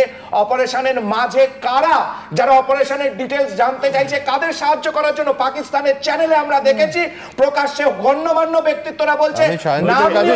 তার আগে তো আবার বলছি, তথ্যের খাতিরে রাজস্বীকে মনে করিয়ে দেবো, যখন চীন যুদ্ধ চলছে, চীন যুদ্ধ চলাকালীন অটল বিহারী বাজপেয়ী দাবি করলেন যে সংসদের বিশেষ অধিবেশন ডাকতে হবে যুদ্ধ চলাকালীন। অপারেশন সিঁদুর কি চলছে রাজস্বী ভালো বলতে পারবে, কিন্তু চীন যুদ্ধ চলাকালীন বিশেষ অধিবেশন ডাকা হয়েছিল, এর প্রেসিডেন্স আছে। সেগুলো নিয়ে কি ইস্যু হয়েছিল, চীনের কোন জায়গায় আমরা কোনখানে ছিলাম, আমি বলছি যখন যুদ্ধ চলছে তখন অটল বিহারী বাজপেয়ী দাবি তুললেন পণ্ডিত নেহরুর কাছে যে বিশেষ অধিবেশন ডাকতে হবে, এবং সেই অধিবেশন ডাকা হলো। এর উদাহরণ আছে ভারতবর্ষে। ঢুকলে পরে তাকে মালা দিয়ে স্বাগত জানাবো, এদেরই ছাত্র নেতা 62-তে, সেটা ভুলে গেছে। 8 বার পশ্চিমবঙ্গতে নির্বাচিত হয়েছিল, ট্রাম্প ঘোষণা করেছে।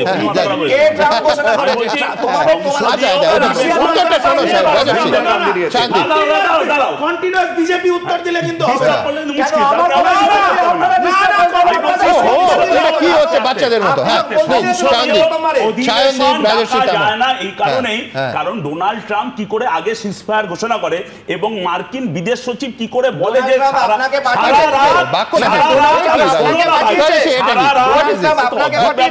সারা রাত দেশের ভারতের সঙ্গে নাকি মার্কিন বিদেশ সচিবের সারা রাত ধরে কথা হয়েছে।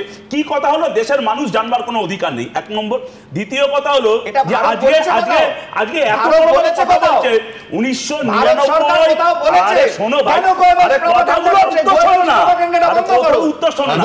1999 সালে যখন আমাদের দেশের সেনাবাহিনী ওই গোটা পাকিস্তানের সেনাবাহিনী এবং সন্ত্রাসবাদীদের পিছু হটতে বাধ্য করলো, তখন তৎকালীন প্রতিরক্ষা মন্ত্রী বিজেপির সরকারের জর্জ ফার্নান্ডেজ বলেছিল যে হানাদারদের ব্যাক করার সুযোগ করে দেওয়া হয়েছে। এই জয়শঙ্করের কথায় তার রিফ্লেকশন হচ্ছে না তো? আর হামিদ আনসারিকে তারা টার্গেট করেছিল, এই সব উত্তর দিতে হবে।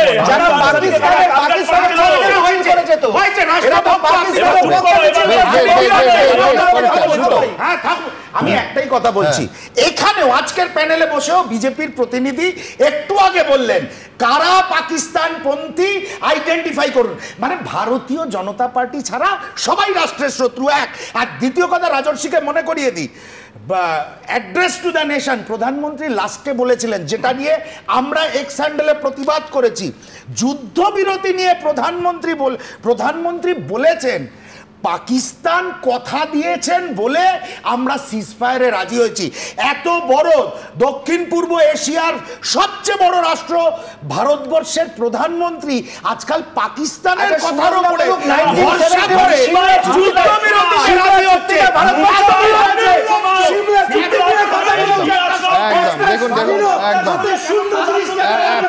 দেখুন দেখুন রাজনৈতিক দলের প্রতিনিধিরা যদি একেবারে সপ্তমে তাদের কণ্ঠস্বর তোলে, বিশ্বাস করুন আমার ম্যাচ করার মতো ক্ষমতা ঈশ্বর আমায় দেননি। কিন্তু জোকস অ্যাপার্ট, আমি এইখান থেকে আমার পরের বক্তার কাছে যাব, কর্নেল কৌশিক সরকার। আমি সম্পূর্ণ অন্য জায়গা থেকে, যে আজকে দেখুন অমিত শাহ বলেছেন যে ভারত কড়া জবাব দিয়েছে। কেন অভূতপূর্ব এই জবাব? যে এই প্রথম পাকিস্তানের ভেতরে 100 কিলোমিটার ঢুকে আমরা মেরেছি। ভারতীয় সেনাবাহিনীর অভূতপূর্ব সাফল্য, কোনো সন্দেহ নেই। কিন্তু আমার পরের বক্তার কাছে আমার শুধু এইটুকু প্রশ্ন থাকবে, যখন তারা দেখেন দশকের পর দশক সাধারণ মানুষের দেশের জন্য জীবন যারা একেবারে নিবেদিত করেছেন, সেই ভারতীয় সেনাবাহিনীর অফিসাররা, ভারতীয় সেনাবাহিনীর জওয়ানরা যখন দেখেন যে রাজনৈতিক দলগুলো সেই সাফল্যে, তাদের ঘাম রক্তের বিনিময়ে যে সাফল্য আসে, সেই সাফল্যের ফায়দাটুকু ইভিএমে ট্রান্সফার করতে এত মরিয়া, তখন এত বছর ধরে, এত দশক ধরে দেশকে সার্ভিস দেয়া এই মানুষগুলোর কি হতাশ লাগে নাকি তারা ক্রুদ্ধ হন? কি বলছেন colonel Kaushik Sarkar? Suman, firstly thank you যে আপনি আমাকে এই শোতে ডাকলেন, এবং এটা আমার ফার্স্ট টাইম এই শোটাতে। প্রথম কথা বলি যে আমরা যখন 1987-এ কমিশন হয়েছিলাম, হ্যাঁ, আপনার ব্রিগেডিয়ার দাসও আমার বন্ধু, উই আর কোর্সমেটস। যখন শ্রীলঙ্কায় গেলাম তখন আমাদের কাছে ইকুইপমেন্ট ছিল না, আমাদের পুরনো ইকুইপমেন্ট দিয়ে লড়ছি, সেলফ লোডিং রাইফেল দিয়ে লড়ছি, কিচ্ছু ছিল না, মানে প্যাক রেশনও ছিল না যে এই রেশনটা নিয়ে যেতে হবে, ক্লিয়ার কাট ডাইরেকশনও ছিল না যে আপনাকে কী করতে হবে। তখন আমার 21 বছর বয়স। অ্যাট দ্যাট এজ আমার কাছে কি এক্সপেক্ট করা যায়? আমাকে আমার সিনিয়র যা বলছে আমি এটাই শুনছি, আর আমার সিনিয়র সেটা শুনছে যেটা ওর সিনিয়র বলছে। হায়ারার্কি লেভেল, ডিসিপ্লিন ফোর্স, আমরা ওইভাবে এগিয়ে গেছি।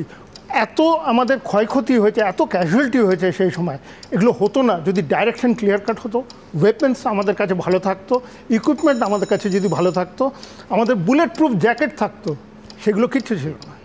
তো এইগুলো নিয়ে, এইসব মানে নিয়ে আমরা লড়াইটা লড়েছি ওখানে, সীমাবদ্ধতা নিয়ে, এত কনস্ট্যান্ট নিয়ে, আর one hand tight behind your back, একদম এটা করতে পারবে না, এটা করতে পারবে, এটা করতে পারবে না।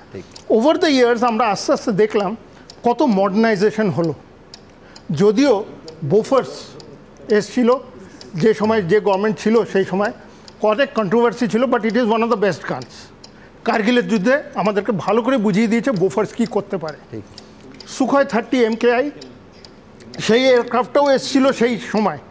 মডার্নাইজেশনটা ধীরে ধীরে হয়েছে, কিন্তু 99-এর পরে যেভাবে টেকনোলজি বাড়তে শুরু করলো, সেটাতে আজকে আপনি বাওয়ালপুরে 100 কিলোমিটার ভিতরে নিজের LC ক্রস না করে আপনি যেভাবে ফায়ারটা আনতে পেরেছেন, যেভাবে মুদ্রিকাতে এয়ার টু ল্যান্ড মিসাইল দিয়ে আপনি ধ্বংস করে দিয়েছেন ওদের বেস দুটো, যে পাকিস্তানের 9টা টেররিস্ট ক্যাম্প যেখান থেকে ওরা রিক্রুট করতো, লজিস্টিক সাপ্লাই দিত, ফাইন্যান্স করতো, ট্রেনিং করতো, আর নিয়ে আসতো লঞ্চ প্যাডগুলোতে লঞ্চ করার জন্য।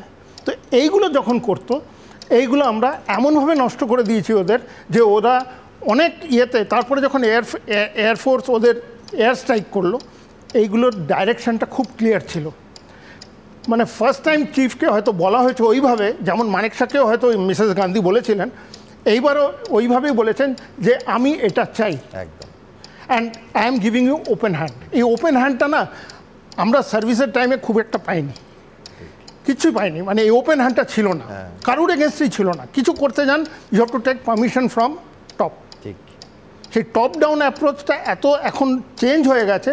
এখন একটা কোম্পানি কমান্ডার যে অন গ্রাউন্ড কাজ করছে, একটা প্ল্যাটুন কমান্ডার যে অন গ্রাউন্ড কাজ করছে, সে ওইখানে দাঁড়িয়ে তাকে কি করতে হবে ডিপেন্ডিং অন দ্য সিচুয়েশান ও তার কাজটা করবে।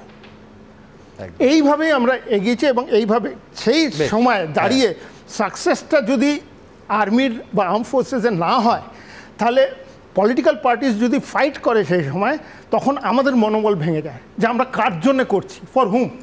এটা কিন্তু আমাদের মধ্যে কথা হয়, ওয়েন উই আর সার্ভিং, এটা আমাদের মধ্যে কথা হয়, 100% কথা হয় যে for whom are we working. যখন আমরা রেডিওতে শুনতে পাচ্ছি, ওখানে তো টিভি নেই বর্ডারে, রেডিওতে শুনতে পাচ্ছি যে এই চলছে, এই প্রবলেম চলছে।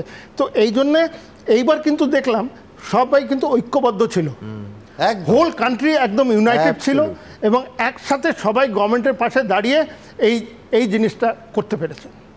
অনেক ধন্যবাদ আপনাকে কর্নেল সরকার। যেন মন না ভেঙে যায়, প্রদেশ কংগ্রেস থেকে সেনা সম্মান যাত্রা 27 তারিখ হচ্ছে, ওনাদের সম্মান জানিয়ে আমরা ইন্দিরা গান্ধী, রাহুল গান্ধীর পুজো করি না, আমরা সেনাদের পুজো করি। আরএসএস গোটা দেশটাকে ভাগ করতে চাইছে। কেন হিমাংশু নারায়ণের ওয়াইফকে এরকম ভাবে আক্রমণ করাবে?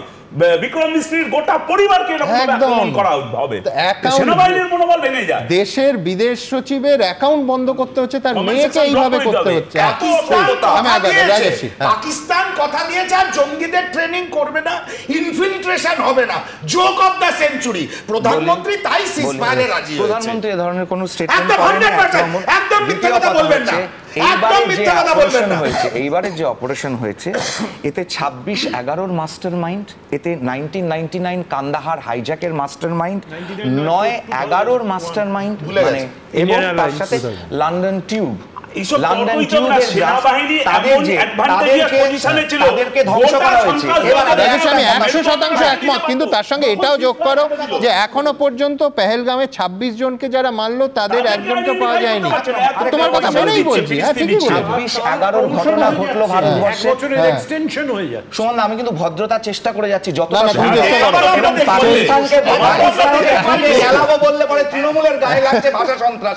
আমি জানি না কেন এই পিরিচটা লাগছে, যাই না, ঠিক আছে। 26/11 ভারতবর্ষে এসেছেন, ব্যারাক ওবামা তার বইতে লিখে যাচ্ছেন, আমরা লিখিনি কিন্তু ব্যারাক ওবামা লিখছেন যে 26/11 ঘটনার পরে প্রধানমন্ত্রী মনমোহন সিং পাকিস্তানকে জবাব দিতে আর্মি কারবাই করার জন্য তিনি রেডি ছিলেন, কিন্তু কংগ্রেস পার্টি রাজি ছিল না, কারণ যুদ্ধ হলে পরে বিজেপি লাভ পেয়ে যাবে। ব্যারাক ওবামা লিখে গেছেন, তার বইতে লিখে গেছেন,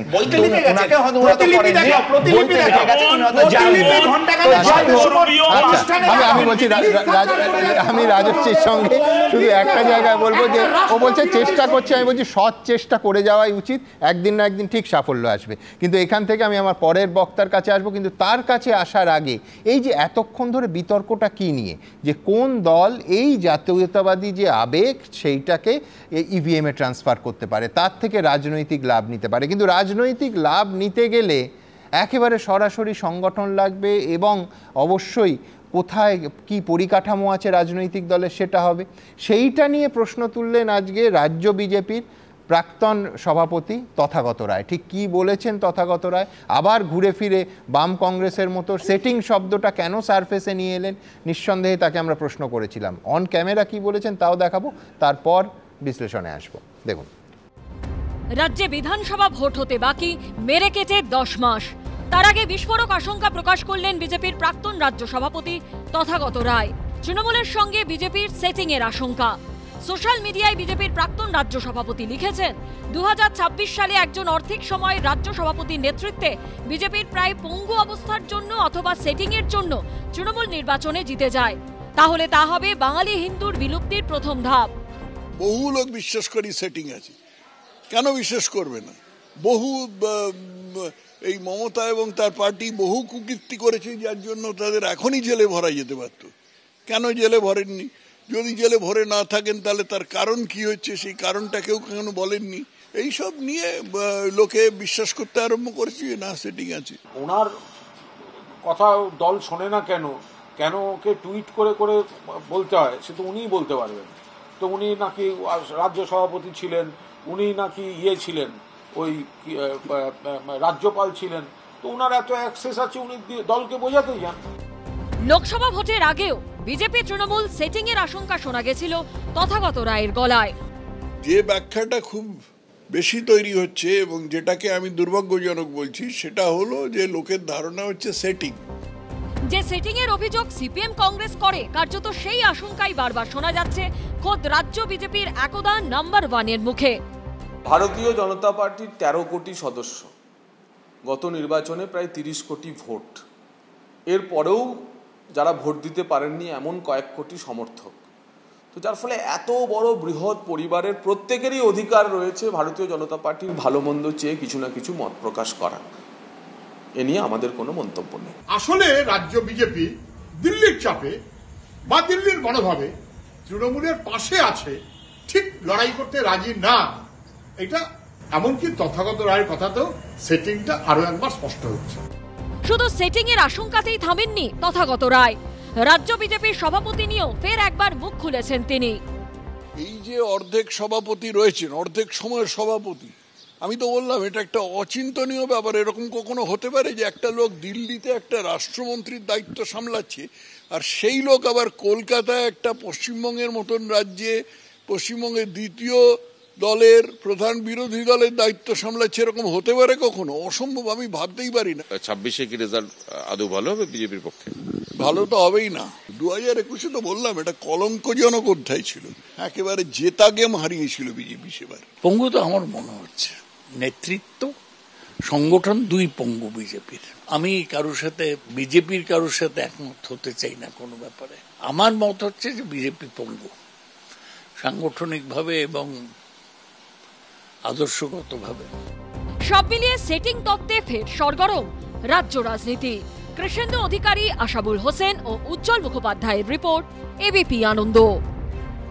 দেখুন, সমালোচনার দুটো অংশ। একটা অংশ তো অর্ধেক সময় সভাপতি নাম না করে বর্তমান সভাপতি সুকান্ত মজুমদারকে কটাক্ষ, কিন্তু গুরুত্বপূর্ণ যেটা সেটা হচ্ছে সংশয় একটা দলের মধ্যেও আছে, শুধুমাত্র বিজেপি বিরোধীরা বলছেন তা নয়। এবং কে বলছেন?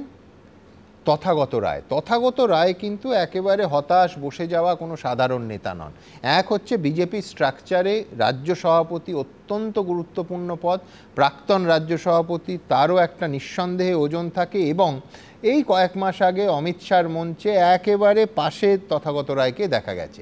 আমার পরের বক্তা বিশ্বনাথ চক্রবর্তীর কাছে আসব যে এই সেটিং তত্ত্বে কিছুটা বিশ্বাস অথবা পুরোটা অবিশ্বাস করতে না পারা, অর্থাৎ সার্বিকভাবে যে সংশয় রাজ্য বিজেপির প্রাক্তন সভাপতি দেখাচ্ছেন সেইটা একজন সাধারণ ভোটারের মনে থাকবে, এটাই তো স্বাভাবিক।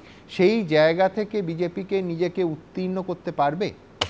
সুমনদা, দেখুন, যে আলোচনাটা চলছিল সেটা হলো সেনাবাহিনীর কৃতিত্বকে যেভাবে দুটো মূল রাজনৈতিক ধারা দল, তৃণমূল কংগ্রেস এবং বিজেপি, মূলত বিজেপি এবং তৃণমূল কংগ্রেস তার সহযোগী হিসাবে জাতীয়তাবাদের মানে ভাবাবেগে ভাসাতে চাইছে। এবং এটা কিন্তু আপনি যদি বলেন একজন রাষ্ট্রবিজ্ঞানের শিক্ষক হিসাবে বলবো, এটা কম্পিটিটিভ কমিউনালিজম ছিল, এটাকে কম্পিটিটিভ ন্যাশনালিজমে রূপান্তরিত করছে। অর্থাৎ আমরা বারবার বলছি এই রাজ্যে বিজেপি এবং তৃণমূলের অবস্থানটা কিন্তু একটা প্রতিযোগিতামূলক সাম্প্রদায়িকতা অবস্থান, যেখানে হিন্দুদের পক্ষে বিজেপি, মুসলিমদের ফোকাস করে রাজনীতি করে মমতা বন্দ্যোপাধ্যায়ের দল তৃণমূল কংগ্রেস। আর এখন যেটা আমি দেখতে পাচ্ছি সেটা হলো এই কম্পিটিটিভ কমিউনালিজমটাকে কম্পিটিটিভ ন্যাশনালিজমে আনার চেষ্টা করছে। তাতে দুটো দলেরই কিন্তু উইন উইন সিচুয়েশন হয়। কেন উইন উইন সিচুয়েশন হয়? জাতীয়তাবাদের ভাবাবেগে যদি আমি পরিচালিত করতে পারি মানুষকে, তাহলে নরেন্দ্র মোদীকে উত্তর দিতে হবে না এই দেশে বেকারত্ব কেন বাড়ছে, মুদ্রাস্ফীতি কেন বাড়ছে, নরেন্দ্র মোদীকে উত্তর দিতে হবে না যে 1,84,000 মানে সেনাবাহিনীতে শূন্য পদ কেন? নরেন্দ্র মোদীকে উত্তর দিতে হবে না যে 4 জন পেহেলগাঁওয়ের 4 জন যারা আক্রমণ করেছিল তাদেরকে কেন ধরতে পারেনি সরকার? নরেন্দ্র মোদীকে উত্তর দিতে হবে না যে কেন রেলে 20% পদ শূন্য, পোস্ট অফিসে কেন 20%, 30% পদ শূন্য, এগুলো কোনো উত্তর দিতে হবে না। উল্টো দিকে যদি জাতীয়তাবাদের ভাবাবেগে 26-এর বিধানসভা নির্বাচন পরিচালনা করা যায়, মমতা বন্দ্যোপাধ্যায়কে উত্তর দিতে হবে না যে কেন মানে দিনের পর দিন দুর্নীতি প্রাতিষ্ঠানিক রূপ নিয়েছে, স্কুল কলেজগুলো কেন বন্ধ, কেন শিক্ষকদের মানে দুর্নীতি হয়েছে, কেন মানে মুর্শিদাবাদের মতন জায়গাতে স্বাধীনতার পরে হিন্দুদেরকে অন্য জায়গায় আশ্রয় নিতে হয়েছে দাঙ্গার ফলে, এবং পুলিশের ভূমিকা কী ছিল, কারোই কোনো উত্তর দিতে হবে না। শুধু জাতীয়তাবাদের তিরঙ্গা পতাকা তোলো আর নির্বাচনে জয়ী হও। কিন্তু এটা হলো উইন উইন সিচুয়েশনে কিন্তু তৃণমূল এবং বিজেপির অবস্থান। এবং আমি যাকে বলছি, এই দুটো রাজনৈতিক দলের দিকে যদি তাকান তাহলে এরা কিন্তু পার্লামেন্টের সেশন ডাকতে যেমন নরেন্দ্র মোদী ভয় পায় যে ভাই প্রশ্ন আসবে, প্রচুর প্রশ্ন, সেই প্রশ্নের ভয়েই সর্বদলীয় বৈঠকে নরেন্দ্র মোদী উপস্থিত থাকেন না। সেই কারণে বিহারের নির্বাচনের প্রচারে থাকতে পারেন, কিন্তু সর্বদলীয় বৈঠক ডেকেও তিনি থাকতে পারেন না, কারণ তার সামনে অনেক প্রশ্ন আসবে। আর একইভাবে মমতা বন্দ্যোপাধ্যায়ও মুর্শিদাবাদের দাঙ্গার পরে পুলিশের ভূমিকা নিয়ে তিনি প্রশ্নের সম্মুখীন হতে পারেন না, কারণ তিনি বিধানসভা ডাকবেন না। অথচ যিনি বিধানসভা ডাকছেন না তিনি কিন্তু আবার আঙুল তুলে বলছেন, হে নরেন্দ্র মোদী তুমি কেন পার্লামেন্ট ডাকছো না? আবার তার নরেন্দ্র মোদীর দল আবার বলছে যে মুর্শিদাবাদের দাঙ্গার পরে কেন মমতা বন্দ্যোপাধ্যায় বিধানসভা ডাকছে না। এই যে কম্পিটিটিভ অবস্থানটা, এই অবস্থানটা কিন্তু কনফিউজিং।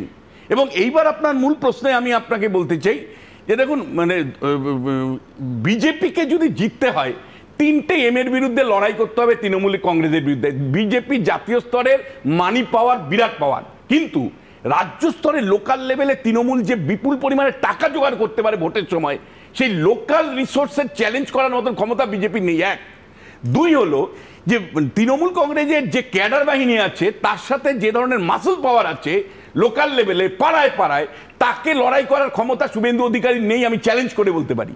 তৃতীয় যে বিষয়টা সেটা হলো যে পুলিশ আর তৃণমূলের মধ্যে কোনো পার্থক্য করা যায় না, ফলে যাহা তৃণমূল তাহাই পুলিশ। এই পুলিশ যে কোনো মূল্যে মমতা বন্দ্যোপাধ্যায়কে ক্ষমতায় রাখতে চায়, তার সাথে লড়াই করার ক্ষমতা শুভেন্দু অধিকারীদের নেই। ফলে এই 3টে মানে বিষয়কে বাদ দিয়ে মানি পাওয়ার, মাসুল পাওয়ার আর মিসইউজ অফ গভর্নমেন্ট মেশিনারি, তাকে লড়াই মানে তাকে হারানোর ক্ষমতা নরেন্দ্র মোদীর নেই। এবং নরেন্দ্র মোদীর রাজনৈতিক ইচ্ছা কি আছে? আমি কিন্তু একের পর এক উদাহরণ আপনাকে দিতে পারি, আপনি আমায় সময় দিবেন না, আমি প্রমাণ করে দিব যে নরেন্দ্র মোদী কার্যত তৃণমূল কংগ্রেসের সরকারের আয়ুটাকে দিনের পর দিন বাড়াচ্ছে। এবং দিনের শেষে আমাদের যে ভবিতব্য সেটা হলো এই যাহা তৃণমূল তাহাই বিজেপি, তাহা নিয়েই সংসার করতে হবে, এবং 26-এর পরে এটাই আমাদের ভবিতব্য। বেশ, আমি সংগঠনের কথা আসবো অধ্যাপক রাজাগোপাল ধর চক্রবর্তীর কাছে। তার কারণ এই আমাদের রাজ্যে এটা একটা খুব পপুলার নোশন, একটা পারসেপশান যে এই রাজ্যে ভোট করতে গেলে সংগঠন লাগে। বহু রাজ্যের ক্ষেত্রে হয়তো এটা ব্যতিক্রমী উদাহরণ দেওয়া যায়, কিন্তু আমাদের রাজ্যে লাগে। জাতীয়তাবাদী আবেগ ঠিক আছে, কিন্তু আবেগটা তখনই কাজ নাকি দেয় যখন ঠাস বুনোট একটা সংগঠন থাকে। পরিসংখ্যান বলছে যে এই রাজ্যে 40% বুথে অ্যাক্টিভ মেম্বার খুঁজছে বিজেপি। আমাদের রাজ্যে কিন্তু প্রায় 80,000 বুথ আছে। সংখ্যাটা অন্য যে কোনো রাজ্যের তুলনায়, উত্তরপ্রদেশের তুলনা না করলে অন্য রাজ্যের তুলনায় অনেকটা বেশি, এবং প্রচুর মানুষকে বুথ স্তরে অন্তত একজন অ্যাক্টিভ মেম্বারকে মোবিলাইজ করতে হয়। আমি বলছি এখানে মূল প্রশ্নে আমি আসব যে শুধু আবেগে চিঁড়ে কি ভেজে, বিশেষ করে ভোটের চিঁড়ে? অধ্যাপক রাজাগোপাল ধর চক্রবর্তী কি বলছেন দেখব। সুমন, নির্বাচনে কিন্তু আবেগ অত্যন্ত গুরুত্বপূর্ণ। ঠিক 1977 জনতা পার্টি তারা জিতেছিল লোকদলের সিম্বলে, কোনো সংগঠন ছিল না, বিরাটভাবে তারা জিতেছে। এমনকি 2019-এর নির্বাচনে বিজেপি 18টা জিতেছিল, সংগঠন কী ছিল? কিছুই ছিল না। 1977-এ যখন বামফ্রন্ট পশ্চিমবঙ্গে জিতলো, তাদের সেভাবে সংগঠন ভেঙে গেছিল, তারা কিন্তু নির্বাচনে জিতেছিল মানে একটা আবেগের উপর ভিত্তি করে একটা পরিবর্তনের আশা জাগিয়ে তোলে। সুতরাং যে সবসময় যেগুলো ইপক মেকিং ইলেকশন যেগুলো ঘটে গেছে সেখানে, এবং 2011 তৃণমূল যখন এসেছে, তার কি সারা পশ্চিমবঙ্গের সংগঠন ছিল না। তো মানুষ যখন পরিবর্তন চায় তখনই সংগঠন খুব একটা ইম্পর্টেন্ট হয়ে দাঁড়ায় না। আমি আপনার তালিকায় যোগ করি, দিল্লিতে প্রথমবার যখন অরবিন্দ কেজরিওয়াল জিতলেন কি সংগঠন? ঠিক সংগঠন ছিল না। সুতরাং সংগঠন ইম্পর্টেন্ট গিয়ে দাঁড়ায় যদি রক্ষা করতে হয়, কিন্তু শুরুর সময় তো হয়তো সংগঠন বিশেষ সেভাবে লাগে না। কেন সংগঠন তখনই লাগে আপনি একটা দুর্বল প্রশাসনকে আপনি পরিচয় করে দিচ্ছে, সে খুব ভালো, কিন্তু যখন একটা মানুষের আশা তৈরি হচ্ছে তখন সংগঠন সেভাবে লাগে না। এবার খেয়াল করতে হবে যে এই যুদ্ধ কিন্তু অত্যন্ত গুরুত্বপূর্ণ। 2024-এ রাম মন্দির কোনো ফ্যাক্টর হলো না, মানুষের আবেগ সেখানে যুদ্ধ, রাম মন্দির দেখুন অত বড় আন্দোলন হলো, কিন্তু ওই মন্দির তৈরি হয়ে গেল, কোনো কাজে লাগলো না। কিন্তু বালাকোট কাজে দিয়েছে, ব্যাপকভাবে কাজে দিয়েছে। 1971-এর নির্বাচন যদি দেখেন, সেখানে নির্বাচনকে ভিত্তি করে পশ্চিমবঙ্গে 72-এ তৃণমূল না কংগ্রেস জিতল, মারাত্মকভাবে পশ্চিমবঙ্গে জিতলো, কংগ্রেস লেফট ফ্রন্টের হারিয়ে দিল। সুতরাং যুদ্ধ কিন্তু একটা ইম্পর্টেন্ট ফ্যাক্টর। 99 সালে যে কার্গিল যুদ্ধ হলো, সেই যুদ্ধে পরেও কিন্তু দেখুন বিজেপি 182রা 98তে জিতেছিল, পরের বড় দিকে সেভাবে সংগঠন ছিল না 98, তবুও তারা জিতেছিল, 182টা পেয়েছিল অনেকটা হয়তো কার্গিলের উপর ভরসা করে। যদিও আমি সৈফুদ্দিন চৌধুরী আমার যিনি অত্যন্ত বন্ধু ছিলেন, তিনি বলেছিলেন কার্গিল যুদ্ধে যারা শহীদ হয়েছেন তাদেরকে শহীদের মর্যাদা দিতে হবে, কিন্তু যারা আজকে বামেদের পক্ষে এসেছেন তারা কিন্তু তাদের দায়ী। এটা আমি আউট অফ দ্য কনটেক্সট হলো বললাম। তবে যুদ্ধ খুব ইম্পর্টেন্ট, তাই খেয়াল করছেন মোদি এবং সবাই যে কী করে এটাকে ব্যবহার করা যায়। কিন্তু ব্যাপারটা হচ্ছে যে ডিফেন্সের ক্ষমতা, মিনিস্টার এক্সটার্নাল অ্যাফেয়ার্সের দায়িত্ব কেবল কেন্দ্রের থাকে, রিজনাল পার্টির থাকে না। যদি থাকতো তারা রেগুলার যুদ্ধ করতো, বাংলার সঙ্গে বিহার আসামের সঙ্গে রেগুলার যুদ্ধ করতো, তাহলে হয়তো যদি ভোটে রাজ্যের মধ্যে এমনি যা ইদানিং হচ্ছে সেটা যুদ্ধের থেকে কম কিছু নয়। ক্ষমতা নেই, রিজনাল পার্টি তাদের লোকাল পুলিশ নিয়েই সন্তুষ্ট থাকতে হয়, বিরোধীদের পেটা এর বাইরে, সরি ফর দ্য ল্যাঙ্গুয়েজ, পেটানো শব্দটা এক্সকিউজ মি, যাই হোক, তো সেটা তারা করছে। এবং ডিফেন্স থাকলে তারা কি শব্দটার তুলনায় পেটানো খুব ভালো, ঠিক আছে। তবে পরিষ্কার বোঝা যাচ্ছে যে যুদ্ধ করে যে আপনি ভোটের যে ডিভিডেন্ড পাবেন, electoral dividend from a war is much more than anything. তবে আপনি লম্বা যুদ্ধ করেন, বিপদ আছে, যে রিস্ক ফ্যাক্টরটা থেকে যায়, কত সৈনিক মারা গেল, পাল্টা কি ধরনের প্রত্যাঘাত হলো, দীর্ঘ যুদ্ধে অর্থনীতির উপর একটা বিরাট ব্যাপার রয়েছে। তাই ক্যালকুলেটিভ, যদি আপনি এই যে যুদ্ধটাকে আমি ছোট করে ফেললাম, মানে আপনার মিনিমাম ব্যাপারে ম্যাক্সিমাম গেইন আমি পেলাম, এইটা যে সরকার করতে পেরেছে, এটাই হচ্ছে ইলেকট্রাল ডিভিডেন্ড। এটা যদি বড় লম্বা যুদ্ধ, এই যদি আমি জেলেনস্কির মতো ইউক্রেনের যুদ্ধ করতাম, আমি এক্স্যাক্টলি বলতে যাচ্ছিলাম অধ্যাপক ধর চক্রবর্তী, যে রাশিয়া ইউক্রেনের যুদ্ধ, রাশিয়া ভেবেছিল ইউক্রেনের মতো একটা ছোট্ট দেশ কতদিন যুদ্ধ টানবে, আজও সেই যুদ্ধ হচ্ছে এবং তার সম্পূর্ণ চাপটা নাগরিকদের ওপর পড়ছে। এক্স্যাক্টলি সেই জায়গায় দেখুন জেলেনস্কি যে ভুলটা করেছে, ঠিকই জেলেনস্কি যে ভুলটা করেছে, কিছুটা প্ররোচনা পেয়েছে, ন্যাটোর প্ররোচনা পেয়েছে, ইউরোপিয়ান দেশগুলো তারা পুতিনকে ভয় পাচ্ছে বলে জেলেনস্কি দিয়ে লড়ছে, কিন্তু দেশটা তো শেষ হয়ে গেল। কি ধনী, কি সমৃদ্ধশালী দেশ, খনিজে উৎপাদনে সব জায়গায় ছিল ইউক্রেন, আজকে সে কোথায় চলে গেছে? ভারত থেকে পড়তে যেত, সারা দুনিয়া থেকে ইউক্রেনে পড়তে যেত, আজকে সে দেশটা কোথায় চলে গেল? আমি রাজা দাসকে সম্মান দিয়ে বলছি যে সংগঠন ছাড়া পশ্চিমবাংলার রাজনীতিতে কিন্তু লাস্ট বেশ কয়েকটা ইলেকশনের ফলাফল পক্ষে যায়নি। কেন আমি বলছি আপনাকে যে যেভাবে মানে ৭৭-এর কথা আমরা শুনি, আজকের রাজনীতি কিন্তু তা নয়। আজকের রাজনীতিতে সরকার পক্ষও যেমন সংগঠন নির্ভরতার উপরে মানে নিজেকে একের পর এক জয়ী করে, কারণ দিনের শেষে আপনাকে ভোটারদেরকে আনতে হয়, প্রচারের চলতে হয়, বিরোধীদেরকে কনফিডেন্স বিল্ডিং করতে হয়, যেটা সংগঠন ছাড়া বিজেপির 1/3 বুথে তো মানে বুথ কমিটি তৈরি করতে পারে না, কারণ মুসলিম এলাকায় বিজেপি নেই। ফলে প্রায় 20,000 বুথে বিজেপি কার্যত কোনো মানে এজেন্ট বসাতে পারে না। বাদবাকি যে এখানে আছে সেখানেও কিন্তু আমি আপনাকে বলছি যে আমি সংগঠনের ভেতরে ঢুকে আমি কথাটা বলছি যে এমন আছে যে বহু জায়গায় বুথ কমিটি তৈরি হয়েছে, তার সদস্য ব্যাঙ্গালোরে কাজ করছে, তার সদস্য বোম্বেতে গিয়ে কাজ করছে। ফলে দিনের শেষে ভোট যেদিন হবে সেদিন আপনি যদি শাসক দলের মানে রিগিং থেকে নিজেকে বাঁচাতে হয় তাহলে সংগঠন দিয়েই কথা বলাতে হবে। কিন্তু আমি এর পাল্টা একটা যুক্তি রাজস্বীর তরফ থেকে দিতে পারি। 2019-এও বিজেপির সংগঠন এই অবস্থায় ছিল।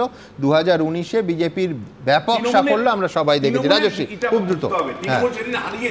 বিশ্বনাথ দা এতদিন ধরে চিৎকার করে গেলেন কেন এই হচ্ছে না, অ্যাকশন হচ্ছে না 22 তারিখের পরে, তারপর যখন হলো তখনও সেটা নিয়ে কথা। বিশ্বনাথ দা কোন দিকে থাকবেন আমি বুঝতে পারছি না। যাই হোক, বিশ্বনাথ দা বললেন বিশ্বনাথ দা বললেন নরেন্দ্র মোদী প্রচন্ড ভয় পায় প্রশ্নকে। 91-92 সালে যখন দূর দূরান্তে বিজেপির অস্তিত্ব কিছু ছিল না, যে লোকটা বাধা দেওয়ার সত্ত্বেও লাল চকের শ্রীনগরে যেখানে ভারতের জাতীয় পতাকা পোড়ানো হয়েছিল গিয়ে লাল চকে পতাকা তুলে দিতে পারে আর পাতনিটবে গোটা বিজেপির টিম ক্লার্ককে দিতে পারে, সে বিশ্বনাথ দার প্রশ্নে ভয় পায় কেন? সুমনদা, এবিপি নেটওয়ার্ক দিনের আপনারা জাননি, আপনারা গিয়ে প্রধানমন্ত্রীর বক্তব্য নেননি, আপনারা তাবড় তাবড় ভারতবর্ষের বাঘা বাঘা সাংবাদিকরা বাঘা সাংবাদিকরা আপনারা গোটা প্রধানমন্ত্রীকে প্রশ্ন করেছেন। প্রধানমন্ত্রী ভয় পেয়েছিলেন আপনাদের প্রশ্নে। বিজেপি সাধারণ সম্পাদক নরেন্দ্র মোদী আর প্রধানমন্ত্রী নরেন্দ্র মোদী এক নয়। এই নরেন্দ্র মোদী কোনো প্রেস কনফারেন্স করেন না, আচ্ছা আমি বলছি দেখুন, ভয়ের কোনো স্কেল তো হয় না।